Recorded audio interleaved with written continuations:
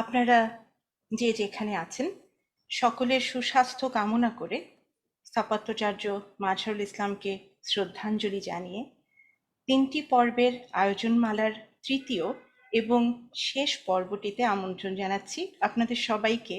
আমি স্থপতি ফারহানা শারমিন ইমু, বাংলাদেশ স্থপতি ইনস্টিটিউটের বর্তমান সাধারণ সম্পাদক।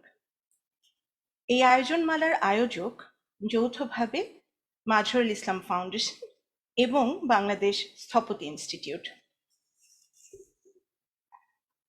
বাংলাদেশের আধুনিক স্থাপত্যের জনক মাজহারুল ইসলাম 1923 সালের 25শে ডিসেম্বর মুর্শিদাবাদ জেলার সুন্দরপুর গ্রামে তার নানা বাড়িতে জন্মগ্রহণ করেন। তার বাবা ছিলেন কৃষ্ণনগর কলেজের অঙ্কের শিক্ষক। সেই কৃষ্ণনগর কলেজ স্কুলে 5ম শ্রেণী পর্যন্ত পড়েন তিনি। রাজশাহী কলেজিয়েট স্কুল ও রাজশাহী কলেজ থেকে যথাক্রমে মাধ্যমিক ও উচ্চ মাধ্যমিক পাশ করার পর ওই কলেজ থেকেই পদার্থবিজ্ঞানে অনার্স সহ স্নাতক পাশ করেন। 1946 সালে শিবপুর ইঞ্জিনিয়ারিং কলেজ থেকে প্রকৌশল বিদ্যা পড়া শেষ করেন। 1947 সালে দেশভাগের পর সহকারী প্রকৌশলী হিসেবে সরকারি চাকরিতে যোগ দেন। 1950 সালে যুক্তরাষ্ট্র যান এবং অরেগন ইউনিভার্সিটি থেকে স্থাপত্যে স্নাতক করে 2.5 বছর পর দেশে ফিরে ঢাকা বিশ্ববিদ্যালয়ের চারুকলা ইনস্টিটিউট ও লাইব্রেরি ভবনের ডিজাইন করেন। 1956-তে বৃত্তি নিয়ে ট্রপিক্যাল আর্কিটেকচার পড়তে লন্ডনের এ স্কুল অফ আর্কিটেকচারে যান। 1960-এ ইয়েল ইউনিভার্সিটিতে পল রুডলফের অধীনে মাস্টার্স করে 1961-র শেষের দিকে তিনি দেশে ফিরে আসেন। কর্মজীবন শুরু করেছিলেন পূর্ব পাকিস্তানের কনস্ট্রাকশন, বিল্ডিং অ্যান্ড ইরিগেশনে। 1964 সালে সরকারি চাকরি ছেড়ে প্রকৌশলী শেখ মোহাম্মদ শহীদুল্লাহর সঙ্গে বাস্তুকলাবিদ নামে একটি স্থাপত্য উপদেষ্টা প্রতিষ্ঠান গড়ে তোলেন। তার উল্লেখযোগ্য কাজের মধ্যে রয়েছে ঢাকা বিশ্ববিদ্যালয়ের চারুকলা ইনস্টিটিউট, ঢাকা বিশ্ববিদ্যালয়ের লাইব্রেরি ভবন, খিলগাঁও রেলওয়ে পুনর্বাসন প্রকল্প ঢাকা, নতুন রাঙ্গামাটি শহর পরিকল্পনা রাঙ্গামাটি, 4র্থ শ্রেণীর কর্মচারীদের জন্য আবাসন প্রকল্প আজিমপুর ঢাকা, বিসিএসআইআর লাইব্রেরি ভবন ঢাকা, নিপা ভবন ঢাকা, কৃষি উন্নয়ন কর্পোরেশনের মতিঝিল ঢাকা, জীবন বীমা ভবন মতিঝিল ঢাকা, বিদেশি স্থপতি স্ট্যানলি টাইগারম্যানকে সাথে নিয়ে রাজশাহী, বগুড়া, পাবনা, সিলেট ও বরিশালের জন্য 5টি পলিটেকনিক ইনস্টিটিউট, সড়ক গবেষণা পরীক্ষাগার ঢাকা, চট্টগ্রাম বিশ্ববিদ্যালয় মাস্টার প্ল্যান ও বিশ্ববিদ্যালয়ের অন্যান্য বেশ কিছু গুরুত্বপূর্ণ ভবন, রূপপুরে আণবিক শক্তি কমিশনের আবাসন প্রকল্প, জাহাঙ্গীরনগর বিশ্ববিদ্যালয়ের মাস্টার প্ল্যান ও বিশ্ববিদ্যালয়ের অন্যান্য বেশ কিছু গুরুত্বপূর্ণ ভবন, জয়পুরহাট কয়লা ও সিমেন্ট প্রকল্প, জাতীয় গ্রন্থাগার ও জাতীয় আর্কাইভ ভবন, শেরেবাংলা নগর ঢাকা, বিশ্ব ব্যাংক অফিস ভবন ঢাকা, 20 তলা গার্ডেন সিটি প্রকল্প ঢাকা। মাজহারুল ইসলাম সম্মাননার মধ্যে উল্লেখযোগ্য হল 1999 সালের স্বাধীনতা পুরস্কার, 1999 সালের আমেরিকান ইনস্টিটিউট অফ আর্কিটেক্টসের জাতীয় সম্মেলনে সম্মানিত ফেলোশিপ অর্জন, 1980 সালে আগা খান পুরস্কারের সম্মানিত বিচারকের দায়িত্ব পালন, 1993 সালে বাংলাদেশ স্থপতি ইনস্টিটিউটের প্রথম স্বর্ণ পদক অর্জন এবং ভারতে জে.কে সিমেন্ট আয়োজিত স্থাপত্য শিল্পে শ্রেষ্ঠ অবদানের জন্য গ্র্যান্ড মাস্টার অ্যাওয়ার্ড। সুধীমণ্ডলী, আমি এতক্ষণ যে বইটা থেকে মাজহারুল ইসলামের কর্মবৃত্তান্ত পাঠ করলাম সেই বইটির অনলাইন প্রতীকী মোড়ক উন্মোচন আজ। বইটির নাম মাজহারুল ইসলাম স্বয়ং। কথোপকথন ভিত্তিক এই বইটির বিষয়বস্তুও স্বয়ং মাজহারুল ইসলামকে নিয়েই। স্থপতি নুরুর রহমান খান এক যুগেরও বেশি সময় ধরে স্থপতি মাজহারুল ইসলামের সান্নিধ্যে থেকে নানান বিষয়ে তার সাথে আলোচনার এবং তার মতামত জানার সুযোগ পান। এই সব দুর্লভ রেকর্ড থেকে মাজহারুল ইসলামের নিজস্ব বাক্য সাজিয়ে স্থপতি কৌস্তুভ ইসলাম এবং স্থপতি নুরুর রহমান খানের সম্পাদনায় তৈরি হয় মাজহারুল ইসলাম স্বয়ং বইটি, যেখানে উঠে এসেছে স্থাপত্য, দেশ, পৃথিবী এবং সর্বোপরি মানুষের কথা। বইটি প্রকাশ করেছে নোক্তা প্রকাশনী, প্রকাশক জনাব আরিফুর রহমান। বইটিতে সংযুক্ত চিত্রমালা স্থপতি নুরুর রহমান খানের ক্যামেরা থেকেই নেয়া এবং এটির প্রচ্ছদ এবং শব্দ বিন্যাস করেছেন নোক্তা শিল্প বিভাগ। বইটি সম্পর্কিত কিছু তথ্য আপনাদের কাছে উপস্থাপন করলাম। আজকের আলোচকদের কাছে যাবার আগে আপনারা যারা শুনছেন, দেখছেন এই মুহূর্তে, বাংলাদেশ স্থপতি ইনস্টিটিউটের ফেসবুক পেজ থেকে লাইভে, তাদের উদ্দেশ্যে বলছি, আজকের আলোচনাটি চলাকালে আপনারা আপনাদের জিজ্ঞাস্য কোনো কমেন্ট থাকলে সেটি শেয়ার করতে পারেন। আমরা আলোচনার ফাঁকে ফাঁকে আপনাদের প্রশ্নের উত্তর দেবার জন্য আলোচকদের কাছে অনুরোধ নিয়ে যাব। আমি পরিচয় পর্ব শুরু করছি। স্থপতি নুরুর রহমান খান। আমি অনুরোধ করব আমাদের সম্পাদক প্রকাশ এবং পাবলিকেশনস সৌদকে অনুরোধ করব আমাদের সবাইকে যদি একসাথে স্পটলাইটে আনা যেত। আমি আবার বলছি, পরিচয় করে দিচ্ছি, স্থপতি নুরুর রহমান খান। তিনি বইটি সম্পাদনা করেছেন এবং স্যারের সাক্ষাৎকারগুলো তিনিই সংগ্রহ করেছিলেন। আমাদের সাথে আছেন স্থপতি মেরিনা তাবাসসুম। আমরা সবাই তাকে এক নামে চিনি। আগা খান অ্যাওয়ার্ড প্রাপ্ত মেরিনা তাবাসসুম আমাদের দেশের গর্ব। এবং আমাদের সাথে আজকে যুক্ত আছেন স্বয়ং বইটির প্রকাশক নোক্তা প্রকাশনার জনাব আরিফুর রহমান। আমি এখন আমাদের আজকের আয়োজনটির, যেটি মাজহারুল ইসলাম স্যারকে নিয়ে আমাদের তৃতীয় পর্ব, সেই আয়োজনটির মূল আলোচনা অংশটি শুরু করতে যাচ্ছি। আমি একদম শুরুতেই আসলে এই বইটির প্রকাশকের কাছে যেতে চাইব। আপনার কাছ থেকে প্রথমে জানতে চাইব, সৌদ, একটু আরিফ ভাইকে যদি স্পটলাইটে নিয়ে আসা যেত। প্রকাশক আরিফুর রহমানের কাছ থেকে আমি জানতে চাইব ওনার দিক থেকে, আপনার দিক থেকে এই এই বইটির প্রকাশনার ক্ষেত্রে, এই বইটির প্রকাশনায় আগ্রহী হবার গল্পটা সম্পর্কে জানতে চাইব। এই বইটি লেখা হয়েছে একজন স্থপতির সাক্ষাৎকার নিয়ে, যেখানে আপনি জানেন যে এর সাথে যুক্ত পাঠকের সংখ্যা আসলে সত্যিকার অর্থে যৎ সামান্য। তো এরকম একটি বইয়ের, সাক্ষাৎকারের বইয়ের প্রকাশনায় আপনি আগ্রহী হলেন কেন এবং এটার প্রতি অনুপ্রাণিত হলেন কিভাবে? আমরা এই আলোচনাটা দিয়ে আসলে আজকের পর্বটি শুরু করতে চাচ্ছিলাম। আরিফ ভাই, আপনি কি কোনোভাবে আপনার ক্যামেরাটাকে রোটেট করতে পারবেন? জি জি জি, থ্যাংক ইউ। জি, অনেক অনেক ধন্যবাদ।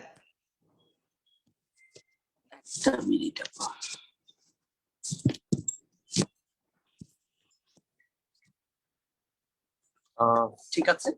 জি, আমি প্রকাশকের জায়গা থেকে এই বইটি প্রকাশনার ক্ষেত্রে আগ্রহী হবার যে গল্পটি, সেটা শুনতে চাচ্ছিলাম আপনার কাছ থেকে।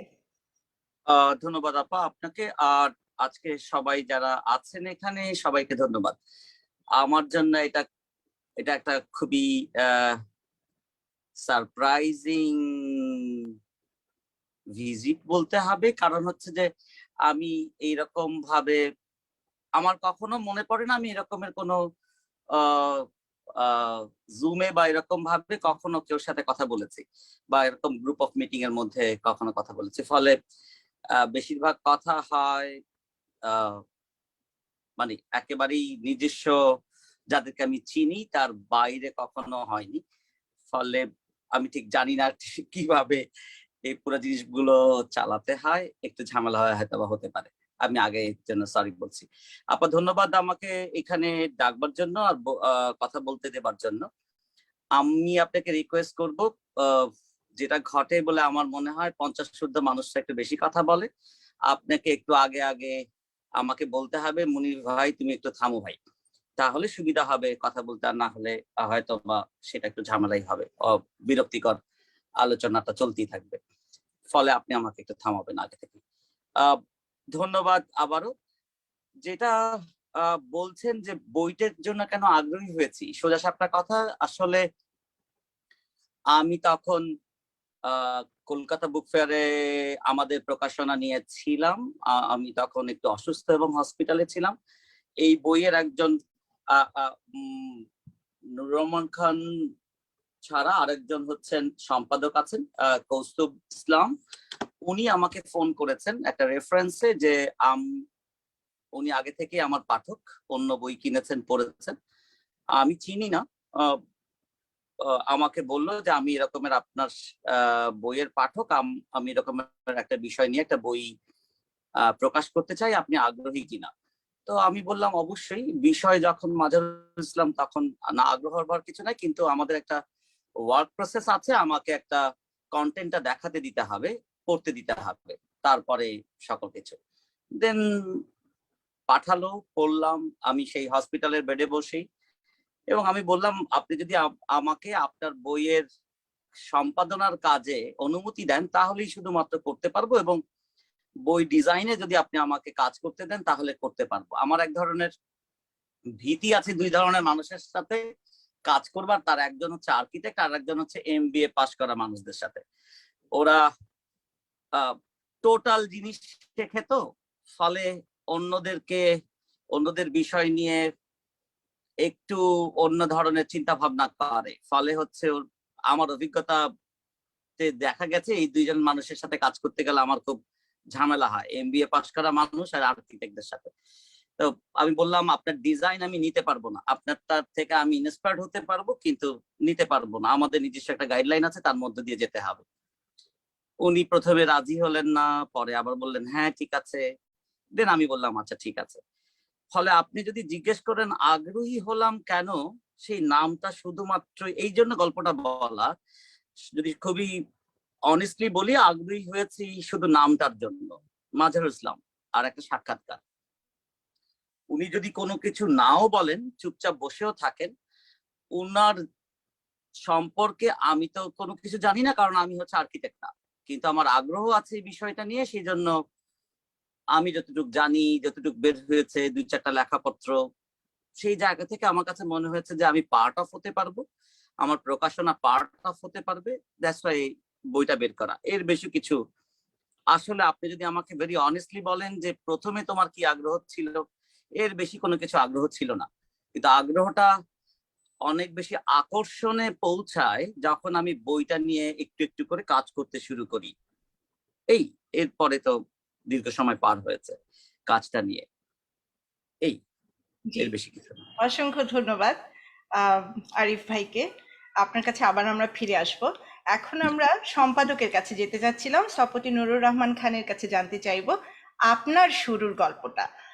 তার মানে হচ্ছে আপনি কেন, কখন, কোন আবেগ থেকে বা কি উপলক্ষে আপনি মাজহারুল ইসলাম স্যারের সাক্ষাৎকার নেওয়াটা শুরু করলেন, সময় কালটা যদি একটু বলতেন তাহলেও আমাদের শুরু হতো। মোট কথা আসলে বইয়ের কন্টেন্টের ভেতরে যাওয়ার আগে ইতিহাসটা, মানে এটা শুরুর গল্পগুলো আমি দর্শকদের সাথে একটু শেয়ার করে নিতে চাচ্ছিলাম। স্থপতি নুরুর রহমান খান। আসসালামু আলাইকুম।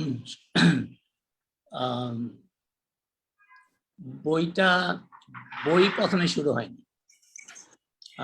ইসলাম স্যারের কাছে যাওয়াটাও কবে শুরু হলো আমিও ঠিক জানি না, কখন, অনেক আগে থেকে সেটা জানি। ইসলাম স্যারের কথা শোনার সৌভাগ্য আমার হয়েছে, এইটাই হচ্ছে সবচেয়ে বড় কথা। এবং অ্যারাউন্ড 1996 এর দিকে হঠাৎ করে আমার কাছে মনে হলো, 95-96 এর সময়, যে অনেকেই ইসলাম স্যারের কথা শুনছেন না, শুনতে পারছেন না। আমি এটার টাইমলাইনটা একটু ইম্পর্টেন্ট, এটার কারণটা হচ্ছে আমি যখন গ্রাজুয়েট করি তারপর আমি টিচার হই। 91-এর দিকে, বুয়েটে 1991। সেই সময় আমি প্রথমেই যেটা করি, ইসলাম স্যারকে বুয়েটে জুরিতে আনি। অ্যান্ড এটা একটা বিরাট ব্যাপার হয়ে দাঁড়ালো, বিকজ ইসলাম স্যার বহুদিন বুয়েট থেকে রিমুভ ছিলেন, ওনাকে অন্যরা ডাকে নেওনি, উনিও নিজে থেকে যাননি। এবং আমি যখন ওনাকে নিয়ে আসলাম, আমি ঠিক করলাম যে আমি এজ এ টিচার আমার কি দেওয়ার আছে। আমি জাস্ট পাস করেছি, আমি কয়েকদিন আগে নিজেই থিসিস করছি, আমার আর কি দেওয়ার আছে টু মাই স্টুডেন্টস। বাট আমার কাছে মনে হলো যে আমি যদি এই জিনিসটা করতে পারি, আমি যদি একটা কাজ করতে পারি, সেটা হচ্ছে ইসলাম স্যারকে সবার কাছে আনতে পারি, তাহলে হয়তো আমি একটা কিছু করে গেলাম। তো ওনাকে প্রথমে আমি জুরিতে আনলাম, এবং রিয়াদ মামুনদের ক্লাসে উনি জুরিতে এসছেন, আরেকটা ক্লাসে উনি জুরিতে এসছেন, তখন আমি ওদেরকে পড়াই। এটা এটা আমার কাছে আমি যখন দেখলাম যে ওরা কিভাবে ওনার কথা শুনছে, তখন আমার কাছে মনে হলো যে আমি রিয়েলি একটা ভালো কাজ করেছি। নট বিকজ আমি মনে করতাম আমি ভালো কাজ করেছি, বাট ওদের দিকে তাকিয়ে এবং উনি ওদের সাথে যেভাবে কথা বলতেন। ইসলাম স্যার কিন্তু কথা সবসময় বলতে চেতেন, মানে সবসময় চেয়েছিলেন আমাদেরকে গাইড করতে। আমরা সেটা নেইনি, সেটা আমাদের ব্যাপার। তারপর যেটা হলো, আমি বুয়েট ছেড়ে দিলাম। আমি তখন নিজের কিছু জায়গায় কথা বলি, বাইরের কিছু আর্কিটেক্টদের সাথে পরিচয় হয়, একটা নেটওয়ার্ক তৈরি হয়, তারাও দেশে আসেন এবং তাদেরকে আমি প্রায় ইসলাম স্যারের কাছে নিয়েও যেতাম, পরিচয় হতো। এবং প্রত্যেকবারই আমার কাছে, এবং বাই দ্যাট টাইম চেতনা বন্ধ হয়ে গেছে। আগে যেমন আমরা চেতনার থ্রু দিয়ে অনেকে ওনার কাছে যেতে পারতো, আর সবাই কিন্তু মানে ওই এক্সেসটা পেত না। আমি জানতাম যে ইজ নট দ্যাট ইজি। প্রথম ইজ নট, এটা কিন্তু ভুল ধারণা দ্যাট ইজ নট অ্যাক্সেসিবল। এটা ওই মানুষকে সবার আগে ওই জড়তাটা কাটাতে হবে, দ্যাট ওনার কাছে যাওয়ার জড়তাটা যে কাটাতে পেরেছে সেই কিন্তু আই মিন সেই কিন্তু ওনার কাছ থেকে নিতে পেরেছে। ইটস ভেরি সিম্পল একটা জার্নি। তো তখন আমার কাছে হঠাৎ করে মনে হলো যে আমি একটু ওনার রেকর্ডিং করি। এই সময় আমাকে ভীষণভাবে হেল্প করেছে খন্দকার আবদাল, আর্কিটেক্ট, আমরা আবদাল বলি। সে আমাকে আমার মাইক্রোফোনটা ধরতো, আমি রেকর্ড করতাম। অনেক কষ্ট করে ওনাকে রাজি করাতে হতো, সহজে রাজি হতেন না স্যার। তারপর বলে, স্যার আজকে শরীর একটু ভালো আছে। অনেক সময় গেছি, বলছে যে আজকে ভালো নেই, কথা বলতে চাচ্ছি না। তো না ও জোয়াদ দিয়ে বলে, কেন রেকর্ডিং করছেন, কার জন্য করছেন, কি করবেন এটা দিয়ে? তো বাই দ্যাট টাইম আস্তে আস্তে এই মাজুল ইসলাম আর্কাইভস বলে একটা জিনিস তৈরি করব, সেই জিনিসটার পায়তারা চলছে। উনি গাইড করছিলেন। তখন আমি বললে, স্যার এটাও তো আর্কাইভে রাখতে হবে। মানে যেরকম ভাবে এক্সকিউজ দেওয়া যায়, একটা এক্সকিউজ দিয়ে ওনাকে রাজি করা। বাট আমার ব্যক্তিগত উদ্দেশ্য ছিল যে I was very lucky, I could feel that I was lucky যে ওনার কথা শুনছি, এবং আই কুড ফিল দ্যাট আমাদের নেক্সট জেনারেশন অফ আর্কিটেক্টদের কাছে ওনার সম্বন্ধে আমি বলবো সেটা হয় না, ওনার কথাই ধরতে হবে। ওনার কথা নিয়ে আবার রিসাইট করে somehow there is something lost in translation. And এই কিসে হচ্ছে আমার প্রথম তাগিদ হলো যে এটা ওনার মতো করে উনিই বলতে পারবেন, ওনার চোখের দিকে আমাদেরকে তাকাতে হবে, না হবে না। সেইভাবে চিন্তা করেই ওনার রেকর্ডিং করা শুরু করলাম। কোনো প্ল্যান নেই এরপরে কি হবে, কবে হবে, কি এডিট করব, বই তো দূরের কথা। সো এইরকম একটা জায়গা থেকে শুরু হলো। প্রথম যে ওনার কথা ধারণ করাটা আমাদের জন্য প্রয়োজন, পোস্টেরিটির জন্য রেখে যাওয়াটা প্রয়োজন, এই চিন্তা করেই আমি কিছু রেকর্ডিং করে রেখেছিলাম। বাট তারপরের ঘটনা না হয় পরে বলছি।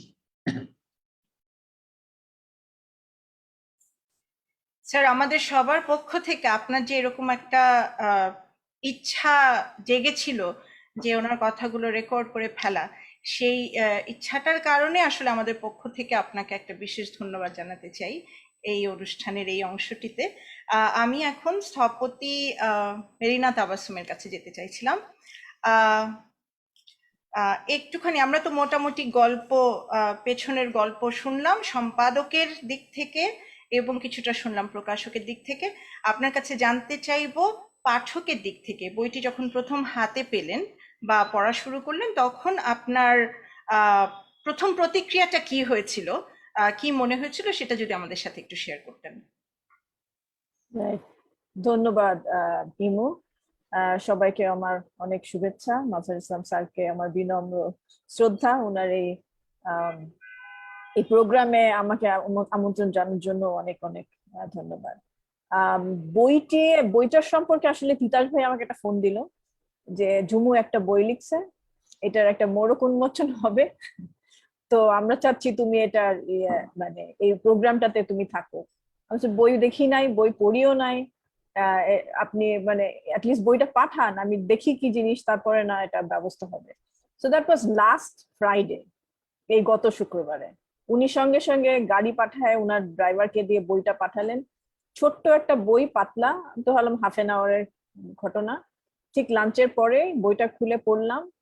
বইটা পড়া শুরু করাতেই আমার মনে হলো আমি স্যারের অফিসে বসে আছি। স্যারের অফিসে 2 কাপ চা, বিস্কিট সামনে, স্যার কথাগুলো বলছেন আর আমি শুনছি। মানে that is the remembrance that I have of স্যারের অফিসে যাওয়া এবং স্যারের সাথে যেই সময় স্পেন্ড করা, একেবারে ঠিক ওই টাইমে চলে যাওয়া একটা অভিজ্ঞতা। To tell you very frankly, I was so happy. মানে ইট ওয়াজ লাইক মানে enlivening that memories and the moments, and I think এটার জন্য I cannot thank ঝুমু ভাই enough, because ওই সময়টা যে সময়টার কথা উনি বলছেন, ইনফ্যাক্ট উনি যে জুরিটার কথা বললেন সেখানে কিন্তু আমিও I was also a student, because Mamnun ভাইদের তো ওরা সিনিয়র ব্যাচ, আমরা জুনিয়র ব্যাচ, আমরা একই সাথে ডিজাইন স্টুডিও করতাম। সো মেইনলি স্যার যখন আসেন, I remember that very clearly, first time উনি আমাদের স্টুডিওতে আসেন এবং আমাদের প্রজেক্টটা ছিল একটা মিউজিয়ামের প্রজেক্ট, এবং সেটা ছিল আপনার হাজীগঞ্জ ফোর্টের পাশে একটা মিউজিয়াম হবে নারায়ণগঞ্জ। আমরা সাইটটা ভিজিটও করে এসেছিলাম। আমার ডিজাইনটা ওয়াজ কোয়াইট, মানে হয় না যে ফর্ম টর্ম দিয়ে একটা বেশ interesting design. Wares sir was very happy, I had a fantastic jury. Wares sir যখন শুরু করে কাউকে প্রেজ করা, আমি তো থামেন না। তুমি মানে এমন একটা সিচুয়েশন যে আমি স্যারকে মানে মোটামুটি স্যার প্লিজ থামেন, আর পারতেছি না নিতে, এরকম একটা সিচুয়েশন। আর মাজহারুল ইসলাম স্যার তখন আমার দিকে বেশ অনেকটা মানে গুরুগম্ভীর চেহারা নিয়ে তাকিয়ে দেখছেন যে হাউ ডু আই রিয়াক্ট। তারপর স্যারকে বলা হলো কিছু বলার জন্য। ফুয়াদ স্যার ছিলেন আমাদের টিচার, আর বোধহয় ইয়াসিন ভাই আর সাব্বির ভাই, ঝুমু ভাই ছিলেন সিনিয়র ব্যাচের টিচার। সো বেসিক্যালি ওইরকম একটা সিচুয়েশনে স্যার বললেন, আপনার কি মনে হয়, আপনি কি ঠিক কাজটি করেছেন? হ্যাঁ, so I didn't know really as a student. পরে স্যার জুরির শেষে একটা আমাদেরকে সাইট সম্পর্কে একটা লেকচার দেন, আই রিমেম্বার ভেরি ক্লিয়ারলি। এবং সাইটের সাথে আর্কিটেক্টের রিলেশনশিপ কি হওয়া উচিত, বা when you go to a site, what should it be as an architect, কি, এবং ওইটার একটা lecture I remember clearly, that even till date যখন আমি একটা সাইটে যাই, ইট echoes with me, আমার কাছে একদম it's like a constant echo. So স্যারের কথাগুলা ওয়াজ সো মানে কি বলবো, মানে এত এত ইম্পর্টেন্ট এন্ড এত engaging, and it really is something that you can embody and create yourself as an architect. তো সেই কারণে যখন শুনেছি তখন তো আমরা শুনেছি, I consider myself blessed and privileged, like let's say Jhumu ভাই and many others, even ইমু তুমিও স্যারের সাথে টাইম একটা সময় তোমারও কাটিয়েছো। সো বেসিক্যালি আমরা যারা স্যারকে পেয়েছি, দেখেছি, I think we are very privileged, and it is also our responsibility and duty to push that and to give it to our next generation. So Jhumu ভাইয়ের এই বইটা I think is very important in that respect, because he has kept it absolutely clean and clear, as sir would have spoken. হ্যাঁ, so সেই কারণে আমার কাছে মনে হচ্ছে যে বইটা খুবই একটা ইম্পর্টেন্ট একটা বই, যেখানে মানে একটা তো হচ্ছে একটা জিনিস আমি শুনছি, আর একটা হচ্ছে পড়ছি, সেটা দুইটার মধ্যেই একটা সার্টেন কাইন্ড অফ আছে, যেটা আমার মনে হয় যে বইটা খুব ভালোভাবে ক্যাপচার করে। So I really thank you Jhumu ভাই। জি মেরিনা আপা, আসলে একদম সত্যি কথা। আপনি শুরুতেই যেটা বলছিলেন যে পড়ার সময় মনে হচ্ছিল, আমিও একদম প্রথম পড়ার সময় আমারও মনে হচ্ছিল একদম স্যারের সামনে বসে ওনার কথাগুলোই শুনছি। একদম ওরকমই ছিল। আমি যদি এখন বইয়ের ভেতরে ঢুকি, একদম প্রথম পাতার কিছু অংশ আমি দর্শক মণ্ডলী, আপনারা যারা শুনছেন, আপনাদেরকে আমি পাঠ করে শোনাচ্ছি এই বইটির প্রথম পাতার প্রথম কিছু লাইন। আমার সম্পর্কে কিছু ধারণা প্রচলিত আছে, তার মধ্যে একটা হলো আমি নাকি আর্কিটেকচার নিয়ে বাড়াবাড়ি করি। ঘটনা হলো, বাংলাদেশে আর্কিটেক্ট বলতে কিছু ছিল না, আর্কিটেকচার বলতেও কিছু ছিল না, কারণ এই দেশে আর্কিটেকচার সম্বন্ধে কোনো শিক্ষা ব্যবস্থাই ছিল না। ব্রিটিশ আমলে যখন কোনো প্রয়োজন পড়েছে তখন বিদেশ থেকে, অর্থাৎ বিলেত থেকে আর্কিটেক্ট নিয়ে এসে কাজ করানো হয়েছে। 1947-এর পরে দিল্লিতে, লাহোরে আর্কিটেকচারের শিক্ষা ব্যবস্থা আরম্ভ হলো। তখনও আমাদের দেশে তেমন কিছু ছিল না।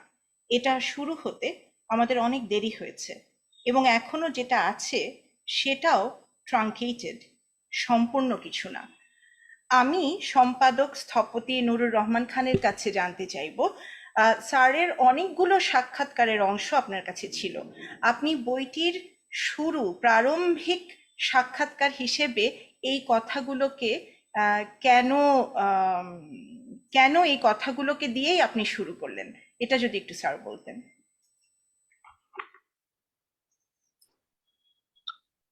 কেন এই কথাগুলো, তার আগে একটু বলি কেন এই বই।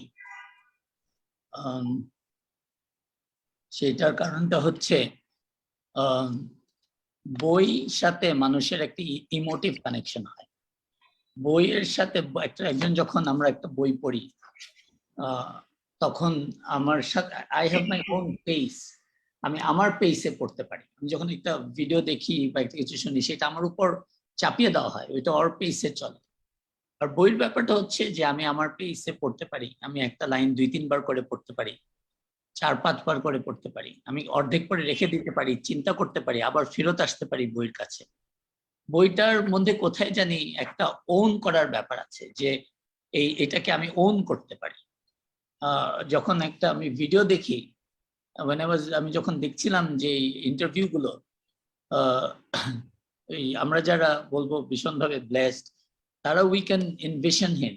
কিন্তু আমার কাছে মনে হচ্ছে যে ওই ইন্টারভিউ যে অ্যাকচুয়ালি ইসলাম স্যারকে পায়নি, তার জন্য ইন্টারভিউ ছাড়াও বইটা খুব ইম্পর্টেন্ট হবে, বিকজ তারা তার মতো করে কিছুটা ওনাকে ধরতে পারবে। ইসলাম স্যার এর পাওয়ারটা ছিল এইটাই, ওনার এক একটা কথা উনি যখন বলে যেতেন, ওইটার ডেপথ এমন থাকতো যে আমরা অনেকেই, আমরা যে যার অবস্থান থেকে কিন্তু ওইটা দেখতে পারতাম বা ওইটা বোঝার চেষ্টা করতে পারতাম, তারপর আমরা রিভিজিট করতাম এই জিনিসটা। ওনার এই একটা জিনিস, এই একটা কথা, অনেকে মনে করে যে আমি আর্কিটেকচার নিয়ে বাড়াবাড়ি করি, মানে এটা আমার কাছে অসম্ভব পাওয়ারফুল একটা স্টেটমেন্ট লাগে। ওনার এই বাড়াবাড়িটাই হচ্ছে আসল কাজ। যদি আমরা বলি যে আর্কিটেকচার এই আমাদের এই একটা কোর্স না, একটা ডিগ্রি না, এবং অফিসে বসে কিছু কাজ করা না। উনি যেটাকে বলছেন যে একদম পুরো জাতিকে নিয়ে, সমাজকে নিয়ে, আমাদের ভূখণ্ডকে নিয়ে, আমার দেশকে নিয়ে, আমার প্রত্যেকটা স্তরের মানুষকে নিয়ে কাজ করা, এই সব চিন্তাটাকে যদি বাড়াবাড়ি আমরা কেউ চিন্তা করে থাকি, তাহলে আমাদের বুঝতে হবে যে এই বাড়াবাড়িটাই হচ্ছে সার্বিকভাবে আর্কিটেকচার চিন্তা করা।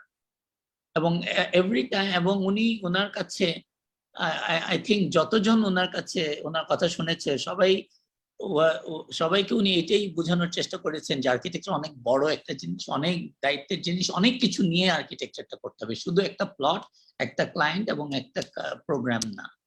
এবং সেই কারণেই, এবং ওনার যে হু হি ওয়াজ, ওনার পার্সোনাকে ধরতে হলে আমার কাছে এই প্রথম এই অংশটা আমার কাছে মনে হলো যে এটাই ওনার পার্সোনা।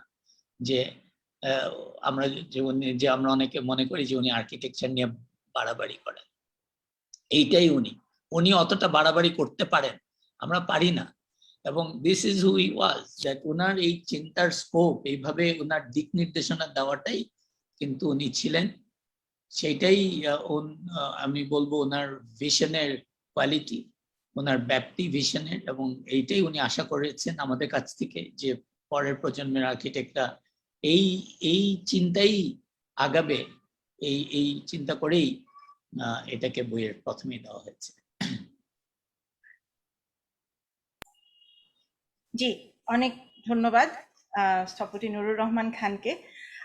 আমি এখন আসলে বইটা পড়বার সময় একটা একটা শিরোনাম ছিল, কাজ করতে হলে দেশ নিয়ে আমাদের গর্ব থাকতে হবে।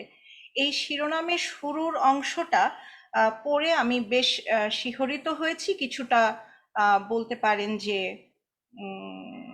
কিছুটা আসলে আতঙ্কিত হয়েছি। তো এই বিষয়ে আমি পাঠ করছি, তারপরে আমি আসলে আপনাদের সকলের কাছ থেকেই এই বিষয়ে কিছু জানতে চাইব। সব ইউনিভার্সিটিতেই ইতিহাস পড়ানো হয়, কিন্তু কোথাও বাংলাদেশের ইতিহাস পড়ানো হয় না। আমার কাছে বাংলাদেশ সম্বন্ধে গর্বের কিছু থাকতে হবে। আমাকে বুঝতে হবে কি ছিল আমার, এবং তার ধারাবাহিকতা কাজে বজায় রাখতে হবে।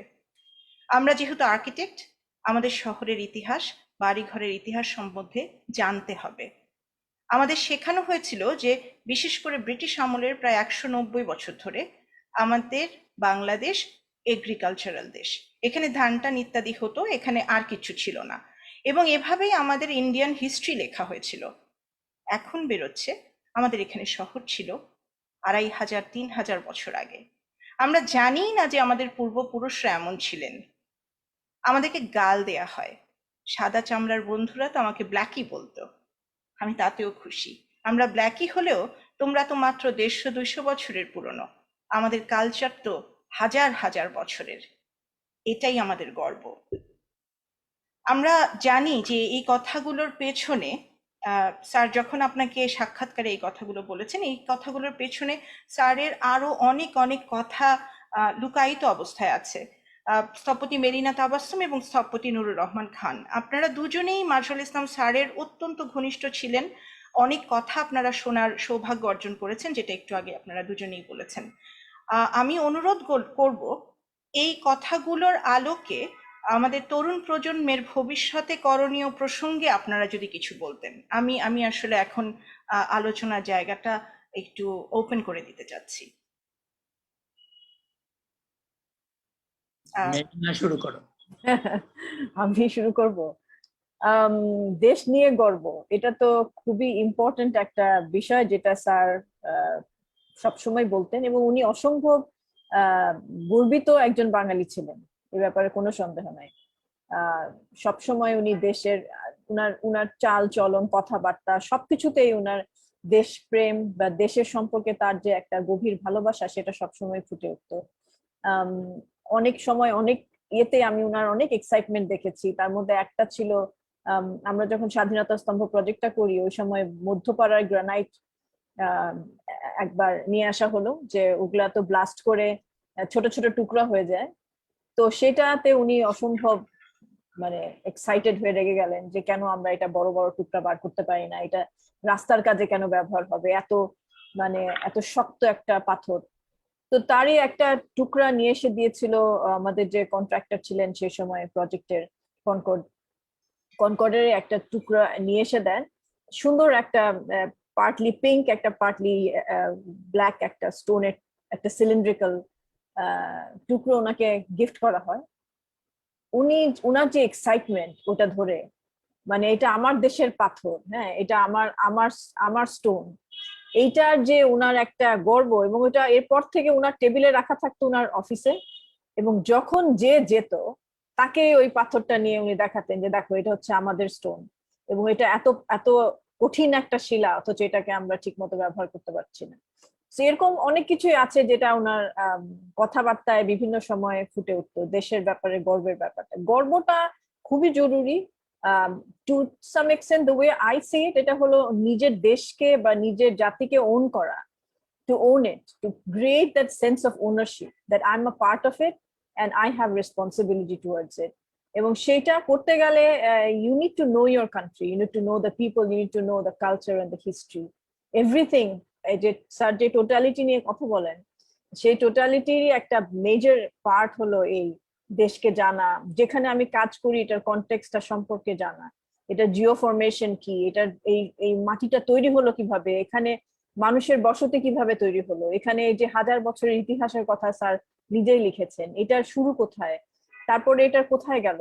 কিন্তু এই যে যেটা স্যার বলেছেন যে হিস্ট্রিটা আমরা পুরোপুরি নিজেরাও পড়ি না, জানি না, সেটাকে নিয়ে অ্যাওয়্যার থাকা, এটার সম্পর্কে নিজের অ্যাওয়ারনেস ডেভেলপ করা, এটাই মনে করি একটা very important part of becoming an architect, to know the place where you are, your practice, so that you can own it, and তারপরে যে জিনিসটা তৈরি হবে সেটা কোনোভাবে আরেক দেশের জিনিস হতে পারে না, সেটা বাংলাদেশের জিনিসই হবে।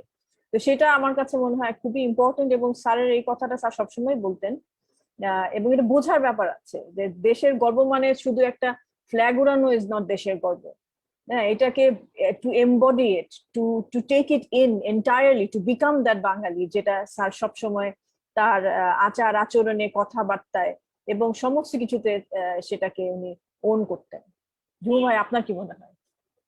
হ্যাঁ, এক্স্যাক্টলি। অ্যান্ড আমার কাছে I can see how you feel it also, because I remember যখন ভেনিস বাইনিয়ালে তোমাদের যে ইনস্টলেশন যেটা দেখেছিলাম, এটা ছোট্ট একটা গ্রামের বাড়ির উঠানের installation, but I was not looking at the installation, I was looking at your conviction about it.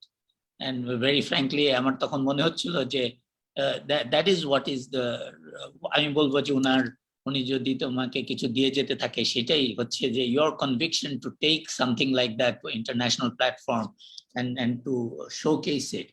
এই যে তুমি যেটা বলছিলে যে embodiment এমন একটা জিনিস, it happens. It either happens or it doesn't. And when it happens, it kind of guides you in everything that you do, everything you say, and everything that you want to do with architecture, or when you talk about architecture.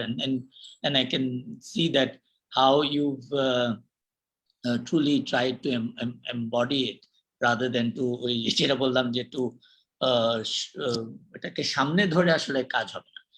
এবং সেটার আমি তাহলে একটু বলি যে বইটার মধ্যে অনেক তো ইন্টারভিউ, এই কয়টার মধ্যে কেন, why are we stuck to এই কয়টা সাইজ?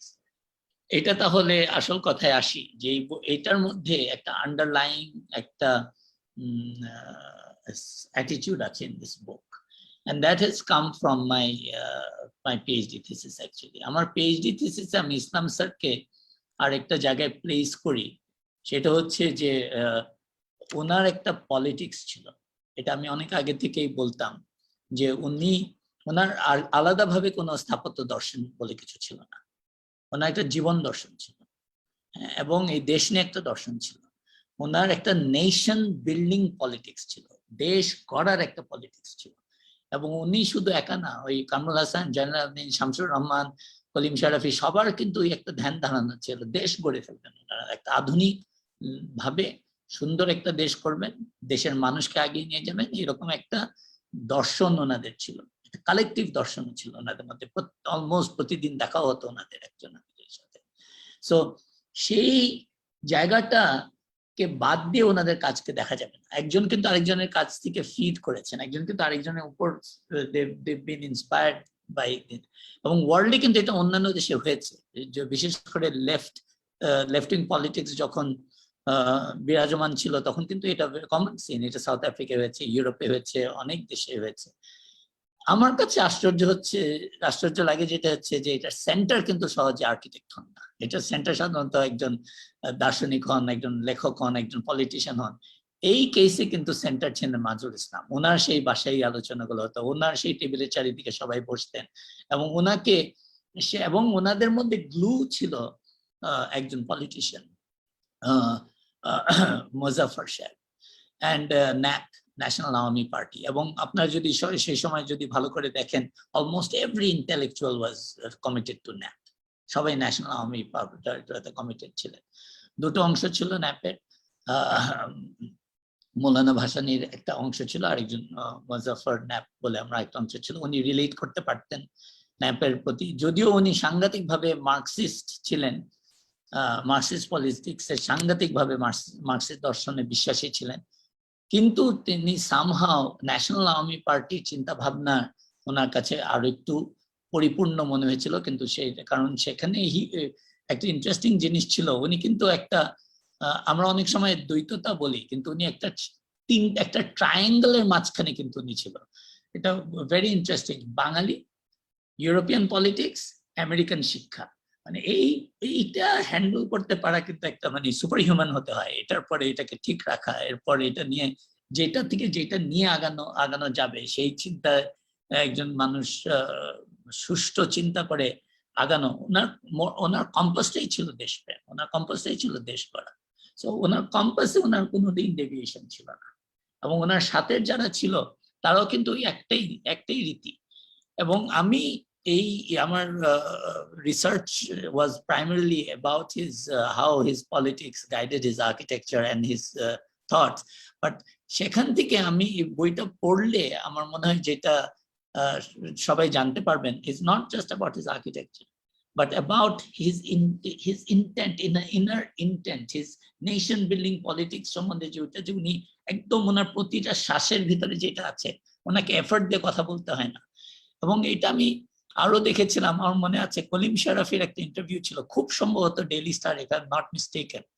তো এটা লাস্টের 3টা প্রশ্ন যিনি প্রশ্ন করছিলেন, উনি জিজ্ঞেস করেছিলেন ওনাকে যে আপনি সবচেয়ে বেশি কাকে পছন্দ করেন। তো আমরা বলি বাবা মা, কিছু একটা তো বলি। উনি তখন উত্তর দিয়েছিলেন যে মানুষটা দেশকে ভালোবাসে। তারপর নেক্সট প্রশ্ন উনি ওই যিনি ইন্টারভিউ করছিলেন ওই থতমত খেয়ে নেক্সট প্রশ্ন জিজ্ঞেস করলেন, এমন কেউ আছে যাকে আপনি ঘৃণা করেন? তখন উনি উত্তর দিয়েছেন, হ্যাঁ, যে দেশকে ভালোবাসে না। তারপর বাই দ্যাট টাইম ইন্টারভিউয়ার মানে বুঝে ফেলছে যে ওর আর কোনো গতি নাই, he or she has to wrap it up. তো লাস্ট প্রশ্ন ছিল যে আগামী প্রজন্মের জন্য কিছু বলে যান। তো উনি বলেন দেশকে ভালোবাসে। সো ইউ সি, এইরকম লোকদের কিন্তু কোনো চিন্তা করতে হয় না, it is in them, it is a part of their existence.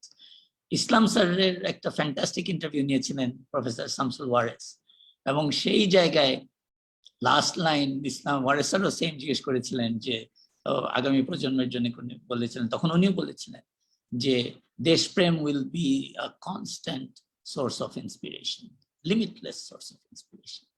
So ওনাদের এই দেশ শুধু হিস্ট্রি না ওনাদের কাছে, it is never history. The history is only a sense of pride and ownership. তো দেশ ওনাদের কাছে কখনোই হিস্ট্রি না, দেশ is present, their role in the present and for the future. ওনারা অ্যাকচুয়ালি কোথায় জানি বুঝে ফেলেছেন যে they have to shoulder the responsibility.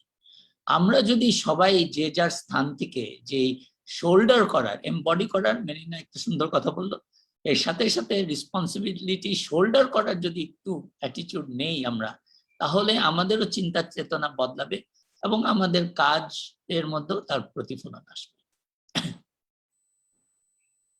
জি, আমি মেরিনা আপার কাছে জানতে চাইবো, বইটা পড়বার সময় মাজহারুল ইসলাম স্যারের মুখ থেকে উচ্চারিত এই সাক্ষাৎকারের, সম্মিলিত সাক্ষাৎকারের মধ্যে কোনো বিশেষ অংশ আছে যেটি দিয়ে আপনি অনেক বেশি, আমি জানি পুরোটার প্রতি আপনার প্রচন্ড রকম আকর্ষণ এবং ইমোশনাল ইনভলভমেন্ট ছিল পড়বার সময়, কিন্তু কোনো একটা বিশেষ অংশ আছে কি যেটা নিয়ে আপনি আজকে কথা বলতে চান?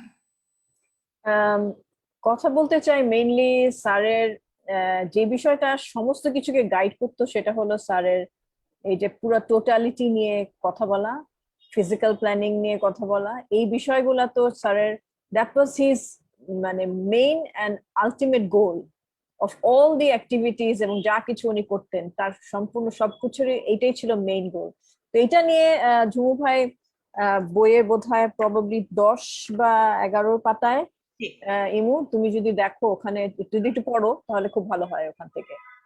আচ্ছা, আমি এই জায়গা থেকে পেজ 10-এ আছে, আর্কিটেকচার অত্যন্ত কমপ্লিকেটেড একটা আর্ট ফর্ম। আর্কিটেকচার শুধু একটা বাড়ির ডিজাইন না, একটা সম্পূর্ণ সমাজের ডিজাইন। সেখান থেকে মিনিস্ট্রি অফ ফিজিক্যাল প্ল্যানিং এর প্রস্তাব করি যখন আমি পাকিস্তান ইনস্টিটিউট অফ আর্কিটেক্টসের প্রেসিডেন্ট ছিলাম।